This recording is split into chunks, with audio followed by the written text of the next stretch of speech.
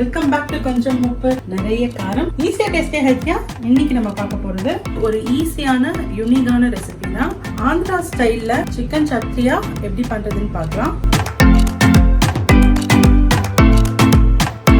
தேவையான பொருட்கள்: chicken 1/2 kg, பெரிய வெங்காயம் ஒரு சின்ன சைஸ் எடுத்து ரஃபா சாப் பண்ணி வச்சிருக்கேன், 6-7 பல் பூண்டு, ஒரு சின்ன துண்டு இஞ்சி, 6 பச்சை மிளகா, உப்பு தேவையான அளவு, 1/2 டீஸ்பூன் மஞ்சள்தூள். இது எல்லாத்தையுமே நம்ம ராவா கிரைண்ட் பண்ணிக்க போறோம்.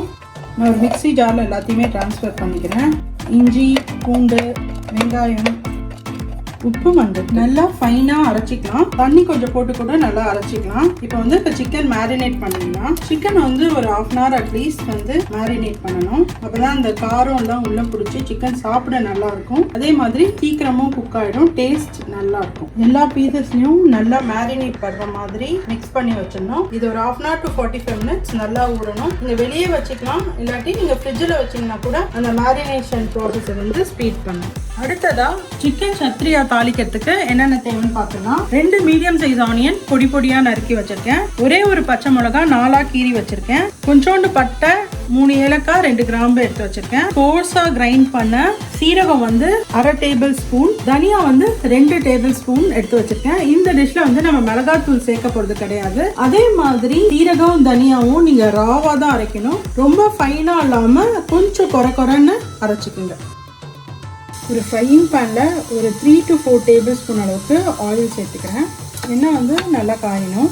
எண்ணெய் நல்லா காஞ்ச உடனே பட்டை, கிராம்பு, ஏலக்காய் சேர்த்துக்கலாம். அதோடையே நம்ம சாப் பண்ணி வச்சுருக்கிற வெங்காயம் ஆட் பண்ணிக்கலாம். வெங்காயம் கண்ணாடி பக்குவம் வர அளவுக்கு வதக்கிக்கலாம். ப்ரௌன் ஆகணும்னு அவசியம் கிடையாது, ரொம்ப நல்லா குக் ஆகணும்னு இல்லை, ஜஸ்ட் ஒரு 1 minute குக் ஆனால் போதும். வெங்காயம் லைட்டாக வதங்கிடுச்சு. இப்போ நான் மேரினேட் பண்ணி வச்ச சிக்கனை அந்த மேரினேடோடையே ஆட் பண்ணிக்க போகிறேன். நல்லா ஹையில் வச்சு நம்ம வதக்கி விட்டுடலாம். சிக்கன் நல்லா கலர் மாதிரி வரும், அந்த அளவுக்கு நம்ம வதக்கி விட்டுக்கலாம். சிக்கன் ஓரளவுக்கு கலர் மாதிரி வருது. இந்த ஸ்டேஜில் கோர்ஸாக கிரைண்ட் பண்ண ஜீரா பொடி, அதே மாதிரி தனியா தூள். கோர்ஸான ரசப்பொடிக்கு மாதிரி இல்லாமல் இன்னும் கொஞ்சம் ஃபைனாக கிரைண்ட் பண்ணிக்கலாம். ரசப்பொடிக்கு நம்ம கொஞ்சம் தனியாக அங்கங்கே தெரியும், இதில் அப்படி தெரியாது, வெறும் ஜஸ்ட் அந்த கிரெயின்ஸ் மட்டும் இருக்கிற மாதிரி கிரைண்ட் பண்ணிக்கலாம். அதுதான் இந்த டிஷ்ஷுக்கு ஒரு டிஃப்ரெண்ட்டான டேஸ்ட்டும் ஃப்ளேவரும் தரப்போகுது. நல்லா மிக்ஸ் பண்ணி விட்டுக்கலாம். இந்த ஸ்டேஜில் நான் கீரி வச்ச மிளகாவும் ஆட் பண்ணிக்க போகிறேன். காரம் உங்கள் விருப்பம். நான் கொஞ்சம் ஸ்பைஸியாக ப்ரிஃபர் பண்ணுறதுனால மிளகா ஜாஸ்தி ஆட் பண்ணியிருக்கேன். நீங்கள் உங்களுக்கு ஏற்ற மாதிரி குறைச்சிக்கலாம். மீடியம் ஃப்ளேமில் சிக்கனை ஒரு 2 to 3 minutes நல்லா வதக்கி விட்டுலாம். இப்போ நான் 1/2 tumbler தண்ணி ஆட் பண்ண போகிறேன். மிக்ஸி ஜார் வாஷ் பண்ணி வச்ச தண்ணியே இதை ஆட் பண்ணிக்கிறேன். இந்த அளவுக்கு தண்ணி போதும். சிக்கனும் கொஞ்சோண்டு தண்ணி விடும். இப்போ இதை மூடி போட்டு ஒரு 15 minutes மீடியம் ஃப்ளேம்லேயே குக் பண்ணிக்கலாம். நடுவில் ஒரு 1 or 2 times மிக்ஸ் பண்ணி விட்டால் போதும். 5 minutes ஆகிடுச்சு. நான் சிக்கனில் கம்மியாக தான் தண்ணி ஊற்றுனேன், சிக்கனும் கொஞ்சம் தண்ணி விட்டுருக்கு. இதே மாதிரி ஒரு 10 minutes, எவ்ரி 5 minutes ஒரு வாட்டி நல்லா மிக்ஸ் பண்ணி விடலாம். அதுக்குள்ளே சிக்கனும் நல்லா குக் ஆகிடும்.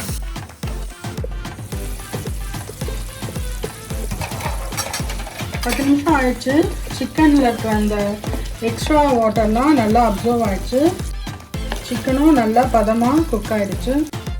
இது நீங்கள் ப்ரெஷர் குக்கரில் கூட பண்ணலாம். சிக்கன் சீக்கிரம் குக் ஆகிடும். அதுவும் இல்லாமல் இந்த மாதிரி ஓப்பன் பேனில் ஸ்லோ குக்கிங் தான் சிக்கனோட டேஸ்ட்டை என்ஹான்ஸ் பண்ணும். சிக்கன் சூப்பராக ரெடி ஆகிடுச்சு. உங்களுக்கு கிரேவி நிறையா வேணும்னா நீங்கள் ஆனியனோட அளவை ஜாஸ்தி பண்ணிக்கலாம். இந்த டிஷ்ஷுக்கு தக்காளி எதுவுமே தேவைப்படாது. கொஞ்சோண்டு தண்ணி சேர்த்து தனியாத்தூளோட அளவு ஒரு 2 டேபிள் ஸ்பூன் இன்னும் கூட ஜாஸ்தி பண்ணிக்கலாம். உங்களுக்கு ஒரு நல்ல திக் கிரேவி வரும். இதை நான் ஒரு ஸ்டார்டர் மாதிரி தான் சாப்பிட்றதுக்காக குக் பண்ணியிருக்கேன். அதனால எனக்கு இந்த அளவுக்கு இருந்துச்சுன்னா போதும். அந்த சிக்கனை கோட் பண்ணுற அளவுக்கு மசாலா இருந்ததுன்னா போதும். சிக்கன் நல்லா எண்ணெய் விட்டு சூப்பராக ரெடி ஆயிடுச்சு. இந்த ஸ்டேஜில் நான் கொஞ்சோண்டு கரம் மசாலா மட்டும் சேர்த்துக்கிறேன். இது ஆப்ஷனல் தான், உங்களுக்கு அந்த ஸ்மெல் ஃப்ளேவர் பிடிக்கணும்னா சேர்த்துக்கோங்க. கரம் மசாலா போட்டு நல்லா மிக்ஸ் பண்ணி விட்டாச்சு. ஒரு 5 minutes சிம்மில் வச்சுட்டா நம்ம சிக்கன் ரெடி. அவ்வளோதான், நம்ம சிக்கன் சத்ரியா சூப்பராக ரெடி ஆயிடுச்சு. சர்வ் பண்ணிடலாம். இந்த சிக்கன் ரெசிபியை நீங்களும் உங்கள் வீட்டில் ட்ரை பண்ணி பாருங்கள். இந்த வீடியோ பிடிச்சிருந்தா ஒரு லைக்கை போட்டுட்டு ஃப்ரெண்ட்ஸுக்கும் ஃபேமிலிக்கும் ஷேர் பண்ணி விடுங்க. தேங்க்ஸ் ஃபார் வாட்சிங்.